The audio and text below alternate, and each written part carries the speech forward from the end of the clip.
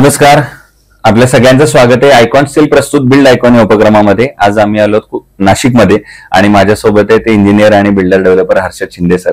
नमस्कार सर. तर त्यांच्याबद्दल सांगायचं म्हणजे तेही मागच्या 10 वर्षांपासून अधिकार या क्षेत्रामध्ये काम करतात, स्पेशली रेसिडेन्शियल सेक्टरमध्ये काम करतात आणि गव्हर्नमेंट सेक्टरमध्ये काम करतात. मला नेहमी असं वाटतं की देश उभारणीमध्ये इंजिनियरचा फार मोठा वाटा आहे. तो ऑफकोर्स आहेच, पण त्याहीपेक्षा असे इंजिनियरचा वाटा आहे की जे शासनाच्या योजना सर्वसामान्यांपर्यंत, शेतकऱ्यांपर्यंत, गरजूंपर्यंत या माध्यमातून पोहोचवत असतात. त्यांचाही वाटा या क्षेत्रात फार महत्वाचा आहे. त्यामुळे त्याही अनुषंगाने आपण त्यांच्याशी गप्पा मारणार आहोत बिल्ड आयकॉन या प्लॅटफॉर्मवर. नमस्कार. तर आपण गप्पांना अशी सुरुवात करूया. ते म्हणजे मला आधी विचारायचं, आपली शैक्षणिक पार्श्वभूमी कशी होती, म्हणजे शाळा कुठली होती, मग कॉलेज कुठलं होतं, आणि सिव्हिल इंजिनिअरिंग हे क्षेत्र निवडण्यामागचं आपलं प्रेरणास्थान कोण होतं? ओके, माझं नाव हर्षद शिंदे. मी नाशिकमध्येच बॉर्न झालो. माझी स्कूल सिल्वर ओक स्कूल होती. त्यानंतर मी MVPच्या KTHM कॉलेजमधनं 11वी-12वीचं शिक्षण घेतलं आणि पुढे मग मी सिव्हिल इंजिनिअरिंग साठी मी पुण्याला AICSMS कॉलेज आहेत, शिवाजी मेमोरियल म्हणून, तिथे मी सिव्हिल इंजिनिअरिंग कम्प्लीट केली माझी. आणि सिव्हिल फील्ड ही चूज करण्यामागे मला खरं तर प्रेरणास्थान शोधायला बाहेर नाही जावं लागलं. माझ्या घरातच माझे वडील लॉयर कम बिल्डर होते. सो मी बरंच त्यांनाच कॉपी करायचा प्रयत्न करतो. तर मग अजून प्रयत्नच करतोय आणि सो मग मी त्यांच्या पावलावरच पाऊल ठेवून सिव्हिल फील्ड चूज केली. बरोबर. मग पण मग वडीलच या क्षेत्रात होते म्हणल्यावर प्रश्न येतो की त्यांच्याबरोबर त्यांच्यानंतर आता काम करताना तुम्हाला दडपण येतं, कारण त्यांनी एक नाव केलेलं आहे का त्यांची मदत होते? मदत जास्त होते, दडपण तर घरीच असतं. आणि पण सगळ्यात महत्वाचं मला असं वाटतं की ते लॉयर आणि सिव्हिल इंजिनिअरिंग कॉम्बिनेशन असल्यामुळे एथिकली बिझनेस कसा करावा याचं ट्रेनिंग तुम्हाला सगळ्यात पहिलं ट्रेनिंग मला तेच होतं की 2 रुपये कमी आले तरी चालतील, पण कोणी नाव नाही घेतलं पाहिजे. अगदी मग आता या क्षेत्रातल्या काही प्रश्नांकडे येऊया. म्हणजे अर्थात त्यातला पहिला महत्वाचा प्रश्न आहे, जेव्हा सिव्हिल इंजिनिअरिंग झालं त्याच्यानंतर जो पहिला प्रोजेक्ट केला तर मग तो कुठला होता, कसा होता? कुठे सर्व्हिस प्रॅक्टिस आधी केली का थेट वडिलांबरोबर कामाला सुरुवात केली? तो कसा होता अनुभव? मी खरं तर इंजिनिअरिंग झाल्यानंतर वडिलांसोबतच काम करायला सुरू केलं. सगळ्यात पहिली स्टेप माझी ही होती की मी गव्हर्नमेंटचं रजिस्ट्रेशन केलं, PWD आणि ZP, ज्याच्यामध्ये सुशिक्षित बेरोजगार अभियंता याच्या अंतर्गत आम्हाला गव्हर्नमेंटचे टेंडर्स घेता येतात. बरोबर. सो मी त्याच्यातून सुरुवात केली आणि मग मेजरली मी रोड्स डेव्हलपमेंटचेच कामं गव्हर्नमेंटचे घेतो आणि ते करतो. आणि हळूहळू मग मी प्रायव्हेट कामांकडे पण रेसिडेन्शियल मध्ये मी सुरुवात केली. बरं, मग त्या अनुषंगाने विचारायचं ते म्हणजे आतापर्यंत शासकीय कुठल्या कुठल्या प्रकल्पांवर आपण कामं केलीत आणि ते कामांचं स्वरूप कसं होतं? मी मेजरली गव्हर्नमेंटचे रोड्सचे कामं केलेत.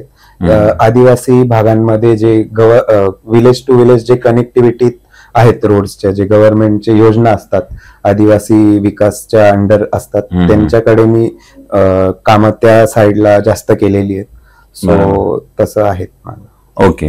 मग त्यातला पुढचा प्रश्न असा आहे की मग नाशिक जिल्ह्याच्या विकासाचं विजन एक इंजिनियर आणि बिल्डर डेव्हलपर म्हणून जर तुम्हाला विचारलं तर तुमच्या डोळ्यासमोर कुठले मुद्दे येतात ज्या मुद्द्यावर प्रशासनानं काम केलं पाहिजे? कारण तुम्हीच आता म्हणला आदिवासी भागात तुम्ही काम केलेलं, ज्याचा अर्थ नाशिकमध्ये अजून सुद्धा तो भाग आहे. तर मग असे सर्वांगीण विकासासाठी आता कुठल्या प्रकल्पांवर कामं केली पाहिजेत प्रशासन? मेनली सांगायचं तर गव्हर्नमेंटनी एकदम नॉमिनल ज्या स्टार्टिंग गोष्टीत असतात एक सिटीच्या डेव्हलपमेंटसाठी, स्टार्ट पासून जर काम केलं.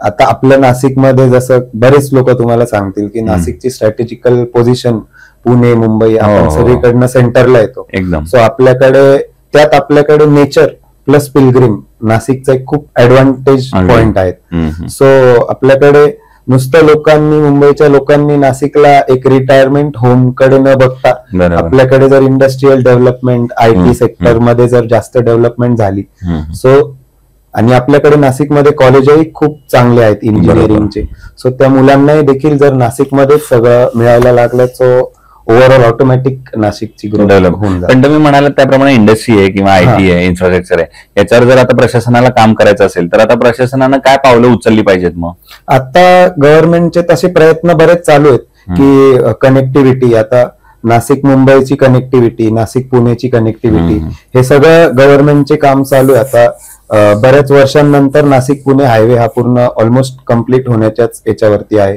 त्यानंतर मुंबईसाठी पण आता अप्रोच करण्यासाठी नाशिक टू मुंबईचा हायवे पण चांगला झालेला आहे, त्याला समृद्धीची पण जोड मिळालेली.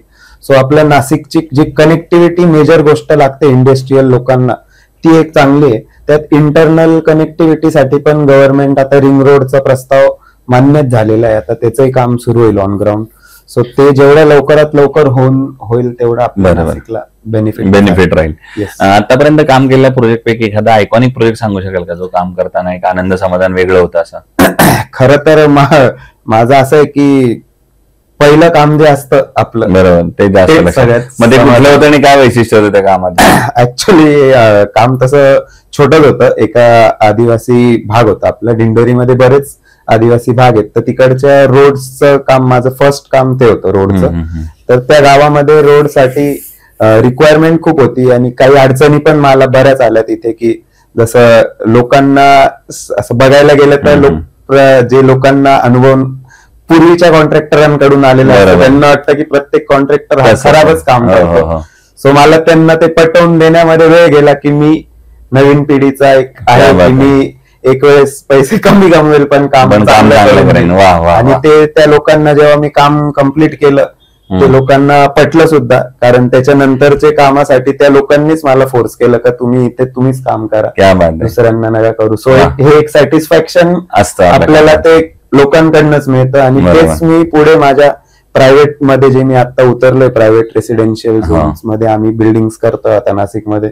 सो त्याच प्रकारचं सॅटिस्फॅक्शन आम्हाला आमच्या पुढच्या कस्टमर्सलाही द्यायचंय. नक्कीच. आणि दुसरं, कन्स्ट्रक्शन मध्ये जेव्हा स्टील निवडण्याची वेळ येते तेव्हा तुम्ही काय पॅरामीटर्स बघता स्टीलचे? आता तसं तर टेक्निकल माझं एक हे की मी टेक्निकल वरती जास्त हे न करता, एक बिल्डरसाठी एक असं असतं की एक तसं आयकॉन स्टील मी बघितलं, आयकॉन स्टील मी युज केलेलं आहे, मेटारोल मी युज केलेलं आहे. सो आपल्याकडे बरेच आहेत, पण मग आयकॉनचं आणि स्टील्सचं मेजरली आपण जे बघतो तर त्याच्यामध्ये आपण रेट हा फॅक्टर तर येतोच, पण एक आपल्याला इझी अवेलेबिलिटी त्या स्टीलची, त्यानंतर लोक जेव्हा युज करतात तर त्यांचे आपल्याला रिपोर्ट्स शेवटी युज नंतर ऑन पेपर रिपोर्ट्स पेक्षा युज केलेल्या लोकांचा एक्सपिरियन्स वरनं आपण चूज करतो की हे स्टील चांगलं स्ट्रेंथ देत आहे किंवा याच्यामध्ये अडचण येत नाही. सो ह्या सगळ्या पॅरामीटर्स आपण बघून ते चूज करतो. मग आयकॉन स्टील यापूर्वी वापरलंय का कधी कुठल्या प्रोजेक्ट? हा, असं पूर्ण प्रोजेक्टला नाही वापरलंय, पण मग आम्ही टप्प्याटप्प्यात वापरलंय. मग आयकॉनच्या सर्व्हिस, डिलिव्हरी, अवेलेबिलिटी बद्दल काहीच अडचण नाही. सर्व्हिस, डिलिव्हरी सगळं बरोबर आहे. तुमचे जे कोण सेल्स एक्झिक्युटिव्ह असतात त्यांचा पण फॉलोअप पासून सगळं ते अतिशय चांगल्या रीते करतात. येस. आणि आता अगदी शेवटचा प्रश्न, ते म्हणजे या क्षेत्रामध्ये आता जे नवीन तरुण इंजिनियर आपल्यासारखे येत आहेत, ज्यांना आयदर गव्हर्नमेंट कॉन्ट्रॅक्टिंग किंवा प्रायव्हेट अशा दोन्ही फील्डमध्ये जायचंय, तर त्यांना तुम्ही काय सल्ला द्याल? सल्ला तर हाच राहील की आपण जो काही करणार असाल त्याच्यामध्ये तुम्ही तुमचं 100% देऊन सुद्धा म्हणजे कमी पडलंच नाही पाहिजे आपलं पूर्ण योगदान आपण काम करताना. आणि थोडस टेक्निकल इतर जे पूर्वीच्या लोकांनी कामं केलेले त्यांचा एक्सपिरियन्सचा हे घेऊन कधी कामात उतरलेलं जास्त बेनिफिट असतं. बरोबर. सो मी जास्त महत्व एक्सपिरियन्स ला देणार आहे. जर कोणाचा एक्सपिरियन्स काम केलं, कोणाचा हात धरून केलं तरी चालेल, पण मग त्याला जास्त महत्व आहे, कारण मग तशी चुकण्याची तुमची कमी जाते. बरोबर. सो ते इंजिनियर आणि builder developer Harshad Shinde sir, आणि त्यांनी सांगितलं त्याप्रमाणे या क्षेत्रात आधी येताना तुम्ही चांगला अनुभव घ्या. तो अनुभव, प्रॅक्टिकल एक्सपिरियन्स तुम्हाला चांगला झाल्यानंतर मग स्वतःची कन्सल्टन्सी सुरू करा. या क्षेत्रामध्ये चांगला स्कोप आहे. पुन्हा एकदा आपले मनापासून आभार की तुम्ही आलात, आणि भविष्यात सुद्धा असेच उत्तम आयकॉनिक प्रोजेक्टची निर्मिती आपल्या हातून घडावी याच आयकॉन स्टील तर्फे मनपूर्वक शुभेच्छा. थँक्यू.